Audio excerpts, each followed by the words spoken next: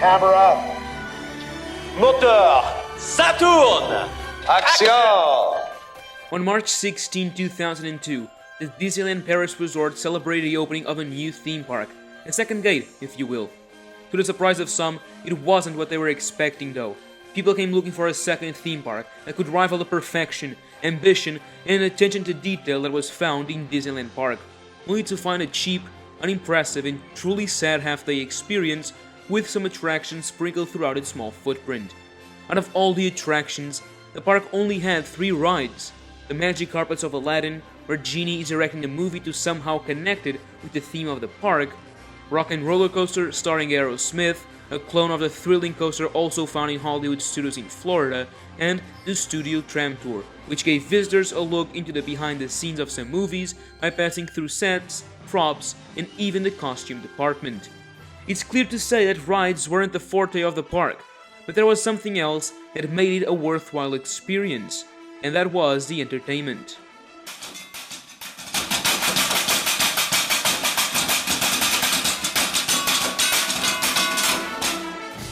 Walt Disney Studios gave guests a look behind the curtain on movie productions, and while no live-action movies were ever filmed here, there was a television studio inside where people could see real animators working on Disney Channel projects. In Art of Animation, visitors could learn about this art form and participate by drawing a Disney character. Studio 3 hosted the show Cinemagique, where Donald Duck went through many classic Disney animated movies as he looked for inspiration, and at the back of the park there was Motor's Action Stunt Show Spectacular. A lot of Streetmosphere was present throughout, which truly brought the park to life. Walt Disney Studios was the second Disney theme park to be themed around the magical world of movie making, with Disney MGM Studios in Orlando being the first. But something is missing here. There were several purposes with the studio's themed park, according to Michael Eisner, who came from a Hollywood background himself. To show how movies were made, that's present. What else? That's it, to pay homage to this art form and share the love he had for Hollywood. In Orlando, this was made via what many consider the park's main attraction, the Great Movie Ride. Here guests stepped into the many movies that shaped the world of cinema by entering a full-scale recreation of Grauman's Chinese theater. The ride paid homage to many different movie genres: musicals with Mary Poppins and Singing in the Rain, gangster movies, westerns, sci-fi with Alien, adventure with Raiders of the Lost Ark, and many others like the fan-favorite finale with The Wizard of Oz. This ride was the glue that brought everything in Disney MGM Studios together, so it's strange for it not to be represented in the new Parisian park. The original plans would see a creation of a much bigger theme park called Disney MGM Studios Europe, which would incorporate a new version of the Great Movie Ride, to be known as the Grand Movie Palace, and feature a mix of American and European movies. But plans were really scaled back after the disastrous opening of the resort. With this, the ride was cancelled, but the idea of an experience through movies endured. With entertainment being one of the main focuses of the Walt Disney Studios park, Imagineers added many show venues. As previously mentioned, the Action Stunt Show had a staggering 5,000 people per show capacity. Cinemagique or Studio 3 was able to hold 1,100 people, and so did Studio 2, where our show would be played.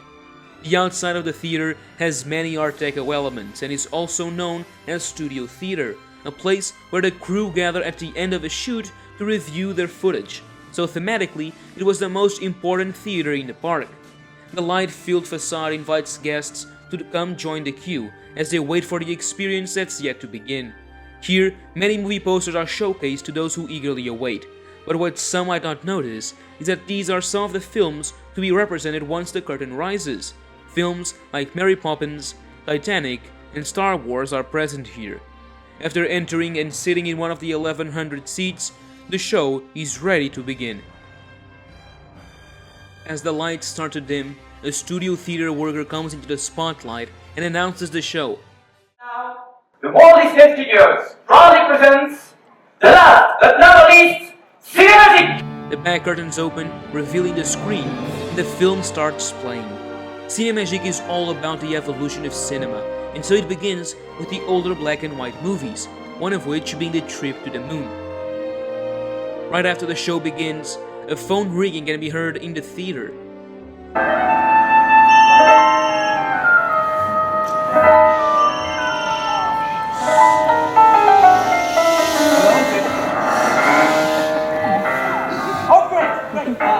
It seemed like a spectator didn't turn off the phone.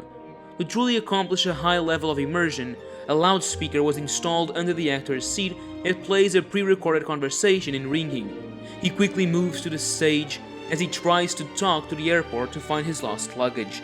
While this happens, the characters from the silent movie break the fourth wall and are visibly annoyed because of the actions of who turns out to be our main character, George.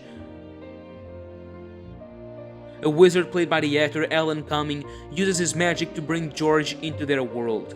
There are several elements that bring this effect to life. In the theater, there are smoke machines that allow the actor to get off the stage via a hidden door in the screen. This shot in particular had to be filmed in a special way to seamlessly blend the movie with reality. To do this, a small display was made while filming, with a recreation of the theater and George, so that Alan, the wizard, could strike the exact location where the actor would be in. Now in the film, George, played by Martin Short, finds himself in black and white and with no voice. After not making a friend out of the princess Marguerite, played by Julie Delpy, finds him interesting to say the least.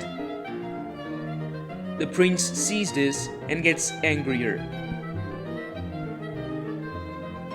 George then tries to escape him by running and accidentally moves into a new era of silent movies, this time in the movies of Safety Last and The Battle of the Century. Since the audience doesn't have a great attachment to the character, he passes through a dog and makes sure to pet him, showing that he's the good guy in the story. Charlie Chaplin accidentally throws a pie at the face of a gangster, and so George enters a new era of movies, where sound is now incorporated. I'm so sorry. I can talk!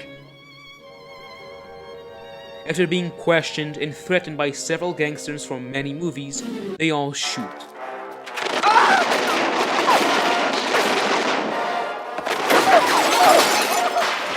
With this, he runs and ends up jumping through a window. Suddenly, the screen widens as two sliding panels allow it to expand over time, and color begins to appear as our character is introduced to the world of westerns.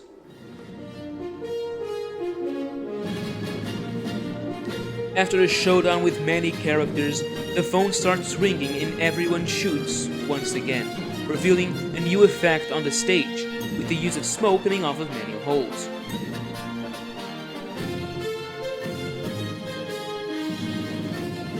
With a literal bang by using strobe lights, George moves into Mary Poppins.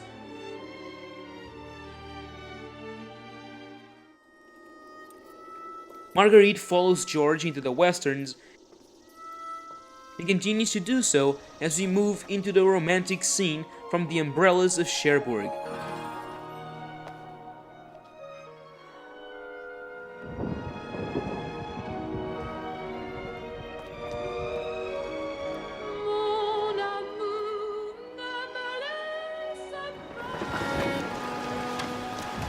Here, sprinklers help the audience feel immersed in the film, and George is finally able to speak to Marguerite.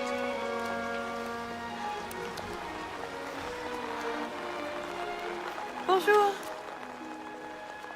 Bonjour!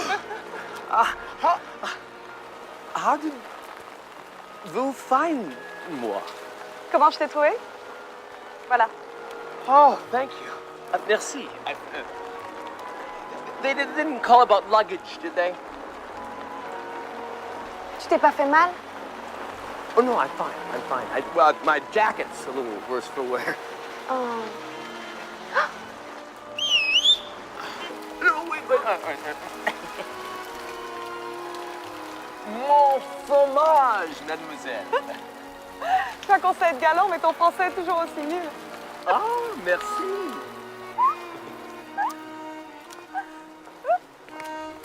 See?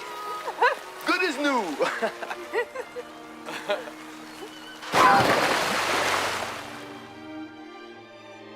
Now underwater, George is immersed in many other movies like Pinocchio. For this, the production built a water tank with a green screen to really capture the feeling of being underwater. Our character now appears on the Titanic as the ship is about to hit a giant iceberg.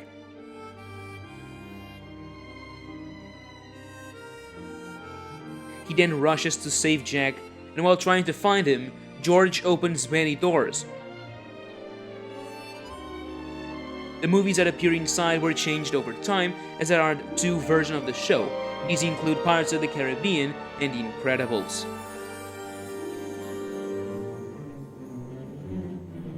Suddenly, a sliding door opens and he enters the biggest set in the production, the Star Wars set.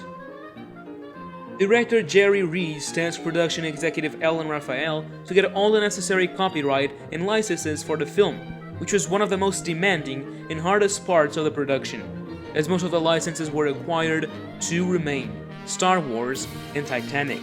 Michael Eisner was quite interested in the project because of his love for movie making, and when he heard that the crew was having problems acquiring these two licenses, he just said, "I'll talk to James and I'll talk to George. We have to have those movies, right?" Obviously talking about George Lucas and James Cameron. And just like that, the production was given the green light. Our characters are once again reunited and literally jump from one movie to the other, this time in medieval times. A nearby knight notices them, and George asks for help to return to the real world. But then, havoc breaks loose, and several armies charge against each other.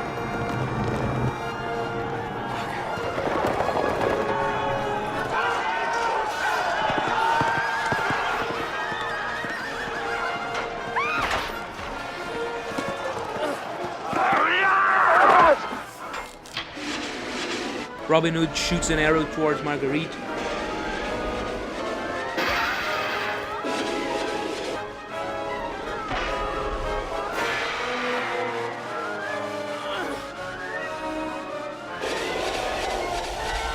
But George jumps and saves her by taking the shot.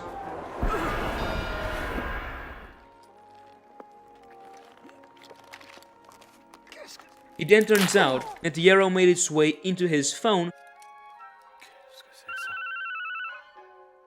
and that the knight, startled, destroys it. He then walks to the top of a hill, takes out his sword, waits for lightning, and then throws a sword at the screen of the audience. And just like that, a portal-like creep opens from the screen and a giant sword appears from nothing on the stage. Thank you! Bonne chance! Bon voyage! Vas-y, qu'est-ce que t'attends? George then walks out and asks Marguerite to come with him.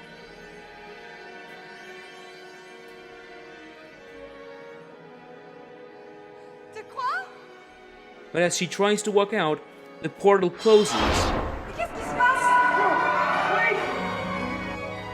And with his sudden goodbye, scenes depicting the exact same feeling show up on screen.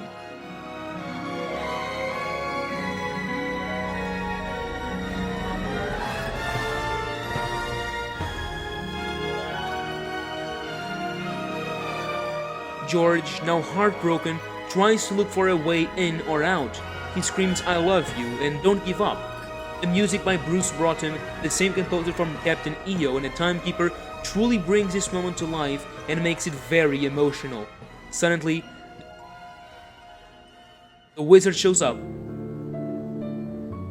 and says that in cinema, everything is possible.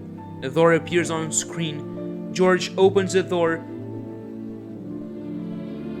re-enters the world of film,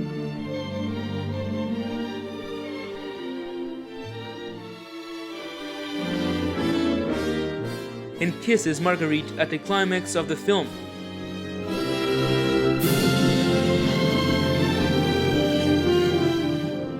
More than 10 movies appear on screen, with well-known names like Ratatouille, Lord of the Rings, Pirates of the Caribbean, and many others.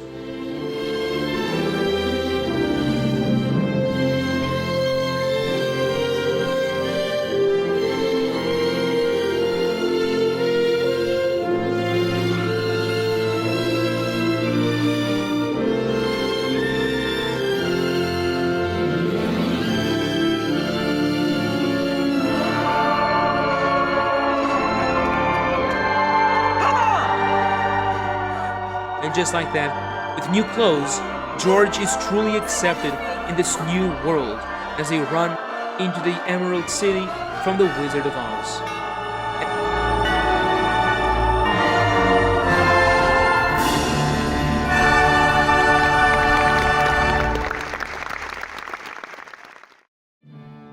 At the end of this 25-minute showing, the credits roll and the guests then exit the studio theater.